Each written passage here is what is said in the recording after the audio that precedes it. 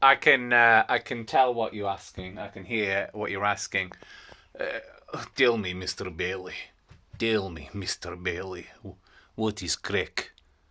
What is crack now? What is this crack? So you might be. I can tell actually now I'm in here. There's vastly less echo than on my earlier blogs because it's full of these things, which I was up until 2 a.m. the night before, and then about 1:30 in the morning last night in the cold out there using the patio because it's a big flat space and these are large things, constructing these. So you might remember I told you or showed you an acoustic panel up here. The two were hung.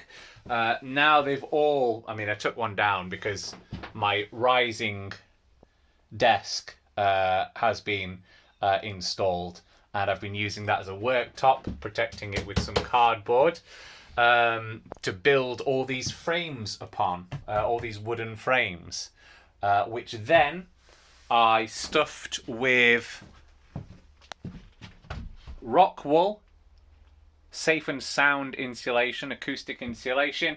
I backed it with garden fleece, and then on the front I applied burlap, nice thick weave, very sound permeable, and it'll go in there, the sound, and get trapped inside the inside all that lovely acoustic insulation. So yeah, I was out constructing all of these over the last 2 full days of this stuff, which is now going to be hung in this space here, which is going to be where I sit and work.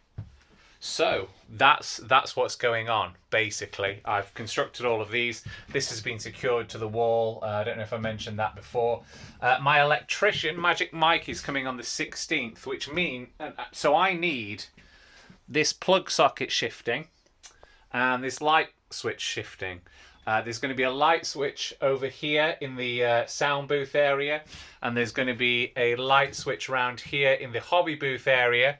These lights up here straddle the wall, as you can see, right there, which is not optimal for work. So I'm going to have a dangly light put in there and a dangly light put in there, and there'll be light switches to control them here and over here.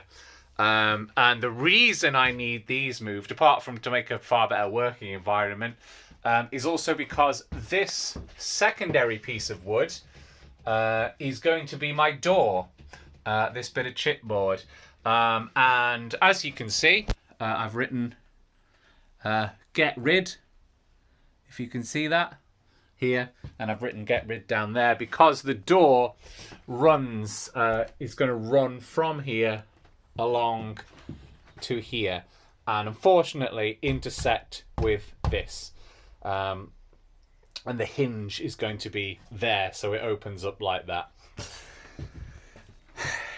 So I can't put my door on yet, which is fine. Like, I can work in it once I've got everything up, because I'm just going to have that. I mean, this will be moved. This can move across, and it's a big old thick sturdy bit of 18-inch chipboard, so that can be moved across, and I can literally slide it into place and hang the acoustic panels on them, which I have made. Some of the acoustic panels were unfortunately pretty big boys because I cut them all to fit like a jigsaw puzzle around, and my burlap roll comes 1 meter across, meaning things like that, the burlap doesn't stretch all the way across and surround it nicely like it does with these smaller ones. That's fine. That's a cosmetic issue, pretty much.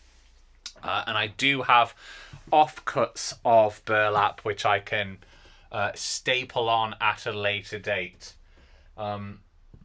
With my handy industrial powered staple gun, which I really needed. If this experience has taught me something, it's don't scrimp on tools, especially mechanical ones. Yeah, like I can't explain to you, like my Norris McPoundland staple gun, which I'd used previously, it's not tackling Hessian. Never mind Hessian, which I've wrapped round, doubled up, so you get a nice corner on it there, so it cuts off nice and square. Never mind double or triple layer Hessian into wood.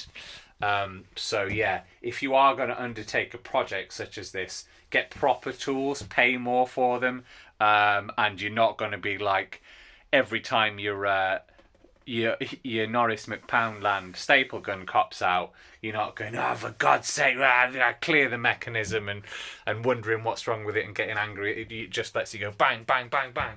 So yeah, I would really recommend, if you're doing a pretty sizable project like this, get decent tools. So what's next? I'm going to hang all of the acoustic panels today. These rather brilliantly shaped cavities in the roof are probably the right size for the strips of acoustic insulation. So I'm not sure whether I'm going to put like strips of wood across as a skeleton to hold things in, and then cover it with burlap or with fleece or something, or whether or not I'm just going to put like a burlap net up and then slide it, through the opening and have it just suspended, held in place by burlap. We shall have to see. So yeah, that's basically it. Today's plan is to hang everything and then to get all of the insulation measured up and cut to shape. Also, I do have acoustic foam from my old studio, which I salvaged, which I will be just spray adhesiving into gaps and putting on, where there's any problematic hard edges, like this wood, even if it is covered in burlap, and it's, it's not like a super solid. It could cause problems, so I'm just going to cut foam to size and insert, stick it to the size of these. It's not really going to be much of a problem because these are going to be side to side anyway, so there won't be too much of a gap, just a little one, a little thin one running along there until another one comes to here. But if there's any problems like that, acoustic foam is my friend, and I will just be cutting it to shape and sticking it where it needs to be. Yeah, so that's pretty much today's vlog. Bye!